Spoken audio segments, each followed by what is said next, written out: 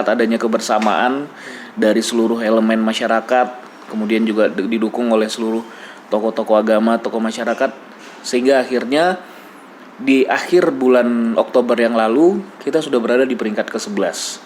Assalamualaikum warahmatullahi wabarakatuh. Kita kembali di podcast Time Indonesia. Akan bincang-bincang santai bersama Kapolres Malang, AKBP Hendry Umar. Dan pada podcast kali ini kita akan bahas tentang Kabupaten Malang yang saat ini sudah selamat dalam tanda kutip dari angka COVID-19. Sudah zona yang sangat menggembirakan. Kuning. Selamat datang Pak Kapolres. Siap, terima kasih. Bagaimana kabar? Alhamdulillah sehat. Alhamdulillah. Ini sepertinya perjuangan yang sangat luar biasa. Ya. Bagaimana zona yang sangat menakutkan hingga menjadi zona yang lumayan menyenangkan. Alhamdulillah. Apalagi di Kabupaten Malang ini sudah menjelang pilkada. Betul. Nah, ketenangan masyarakat harus terjamin, regulasi bisnis dan kegiatan sosial lainnya, keagamaan lainnya harus jalan. Apa kira-kira Pak Kapolres cerita dan perjuangan di balik itu semua, karena kepolisian punya komando khusus dalam menekan angka kematian, angka positif COVID-19 ini. Oke, saya buka ya. Oke. Selamat siang Gus Ainun serta rekan-rekan dari Times Indonesia. Selamat siang pemirsa Times Indonesia, warga masyarakat Malang Raya yang ikut hadir pada siang hari ini mendengarkan kesempatan kami untuk bincang santai dengan teman-teman dari Times Indonesia. Jadi alhamdulillah itu benar sekali apa tadi yang disampaikan pembukaan dari Gus Ainun, bahwa terkait dengan penanganan COVID-19 khususnya di wilayah Kabupaten Malang, kita patut bersyukur kepada Allah Subhanahu wa taala. Progresnya sangat mengarah kepada hal-hal yang positif, tapi juga kita minta itu tidak sampai meninggalkan kewaspadaan dan kesiapsiagaan kita terhadap COVID-19 ini, karena memang hingga saat ini belum ada obatnya, walaupun pemerintah sudah akan segera merilis ataupun mendeklar terkait dengan vaksin virus COVID-19 ini, tapi mungkin masih menunggu sekitar waktu 1 atau 2 bulan ke depan kabar baik yang sangat dinantikan oleh seluruh masyarakat Indonesia tersebut. Tentang penanganan COVID-19 di Kabupaten Malang. Jadi Kabupaten Malang ini punya gugus tugas, di mana di situ Pak Bupati sebagai pembinanya, kemudian dan satgasnya adalah Pak Dandim, dan saya sebagai wadan satgasnya di sana. Dan itu mengakibatkan kita interaksi kita dengan masyarakat itu sangat luar biasa. Mungkin di awal-awal dulu mungkin kita semua ingat bagaimana kita semuanya benar-benar disarankan untuk berdiam diri di rumah.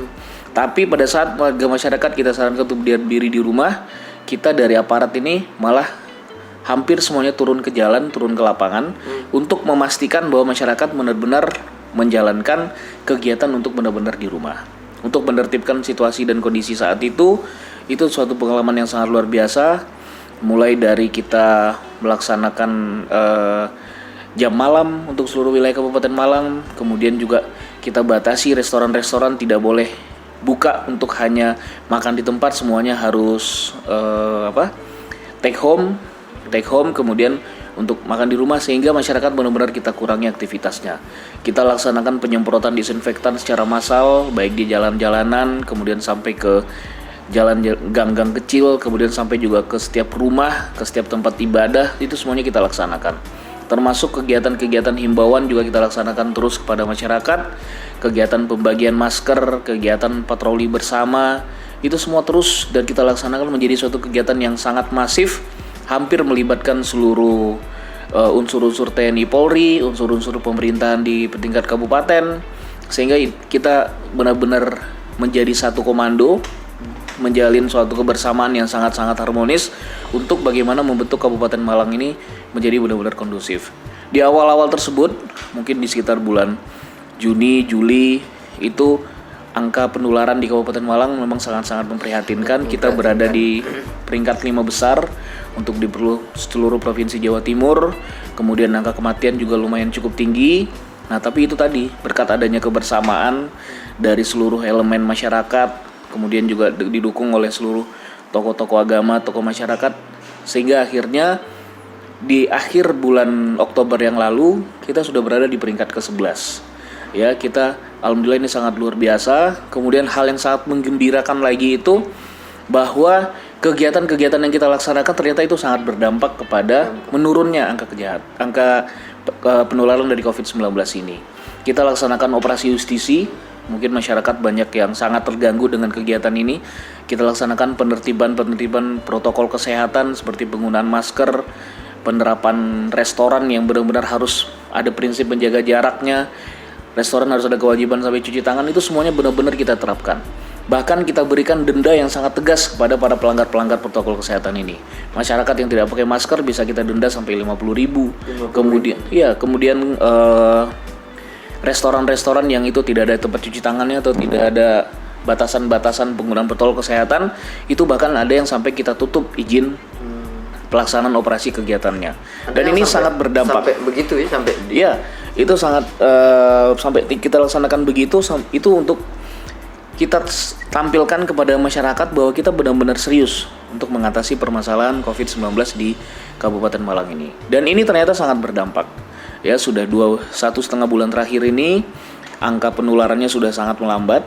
Paling satu hari itu walaupun masih ada penambahan positif itu hanya 5, 4 atau 3 orang. Kemudian juga yang paling menggembirakan itu adalah angka kesembuhannya, Gus. Angka kesembuhannya di Kabupaten Malang itu sekarang sudah mencapai 91%. Apa kira-kira rahasianya itu? Ya itu tadi, Gus. Tingkat kesadaran masyarakat yang kita lihat sudah semakin meningkat. Mereka juga sudah menjadikan masker ini sebagai suatu hal yang wajib digunakan. Karena kita berkali-kali sampaikan, ayo masker ini jadikan kayak seperti helm, saya bilang. Dimana kalau helm itu dulu kan bukan suatu hal yang wajib bagi pengguna kendaraan roda 2 di jalan.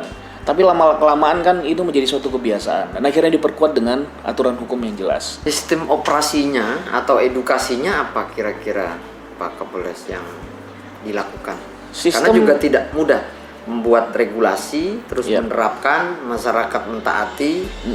Nah, masyarakat juga teredukasi. Ini penting juga untuk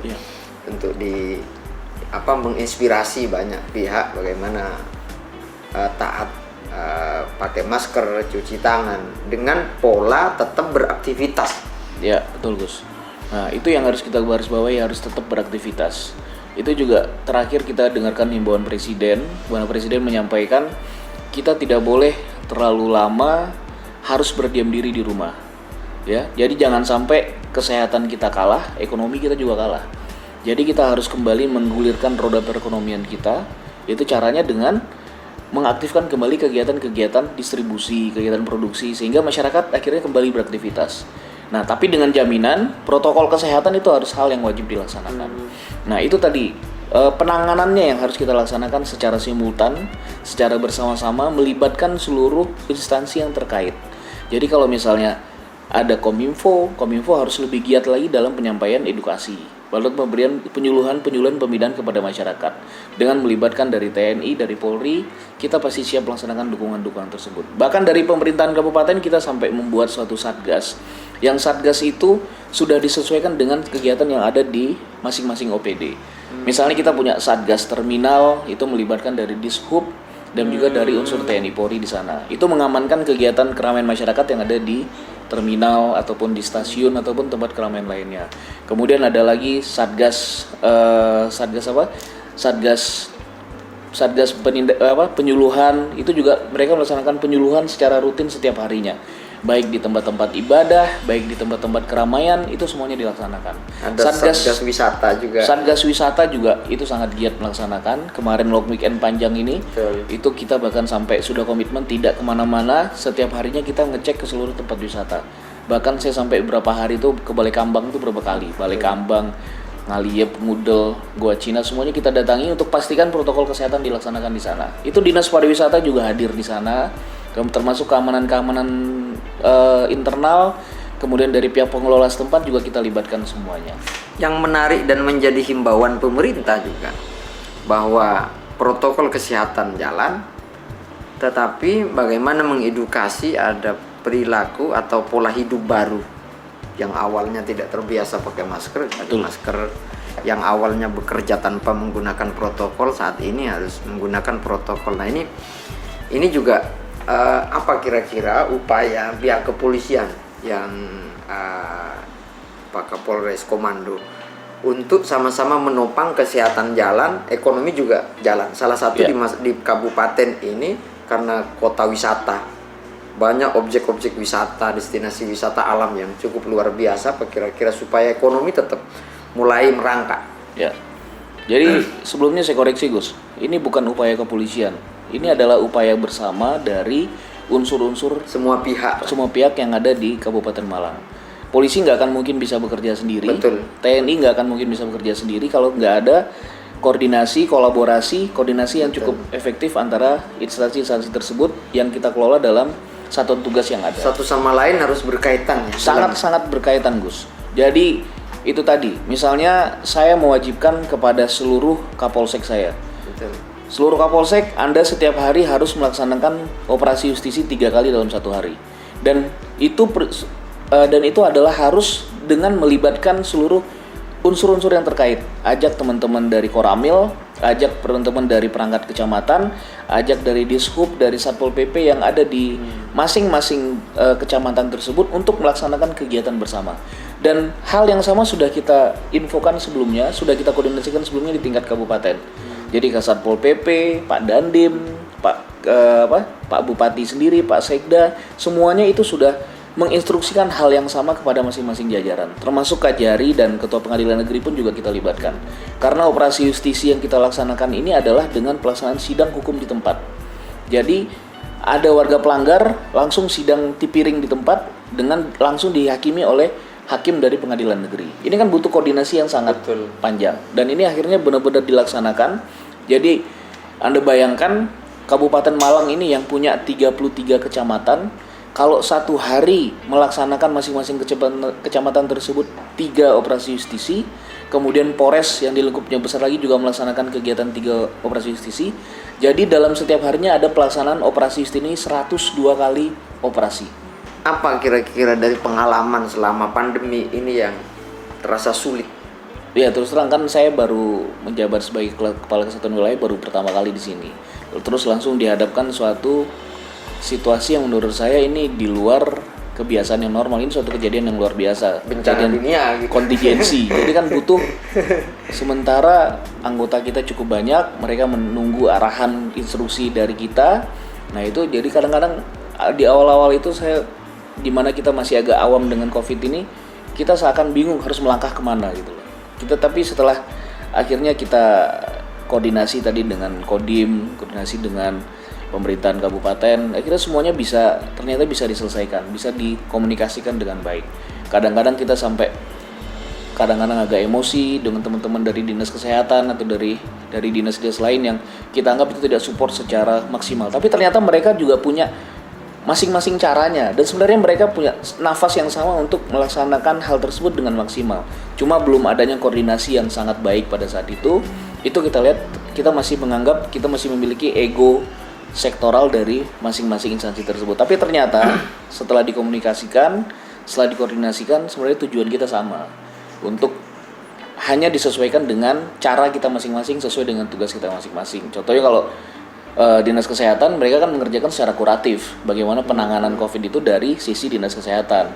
Kalau kami dari kepolisian atau dari TNI, kita kan penanganannya, kita mencegah hanya bisa kita lakukan. Kita nggak mungkin bisa membantu untuk mengobatin. Betul. Ya kan? Nah makanya sudah ada fungsinya masing-masing. Nah itu akhirnya kalau kita benar-benar duduk bersama, insya Allah bisa diselesaikan.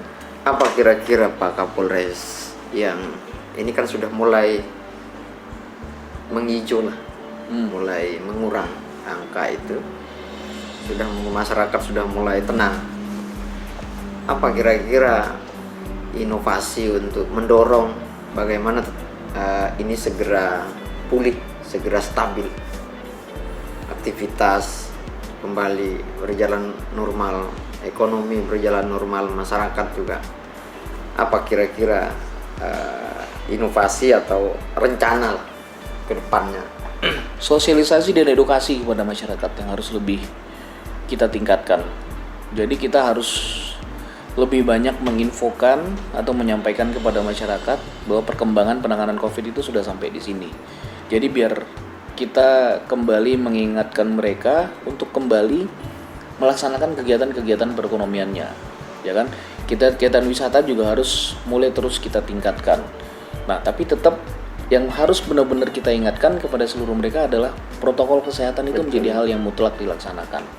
Jadi protokol kesehatan walaupun di tengah situasi yang sudah semakin membaik, itu harus benar-benar menjadi strategi tersendiri, menjadi penyelesaian sendiri hingga saat ini kita belum punya vaksin yang harus benar-benar kita ingatkan kepada masyarakat.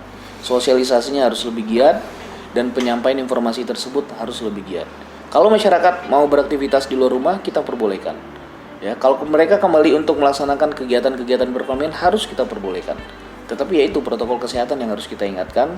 Mereka tidak boleh melanggar ataupun tidak menerapkan protokol kesehatan selama mereka beraktivitas di luar rumah.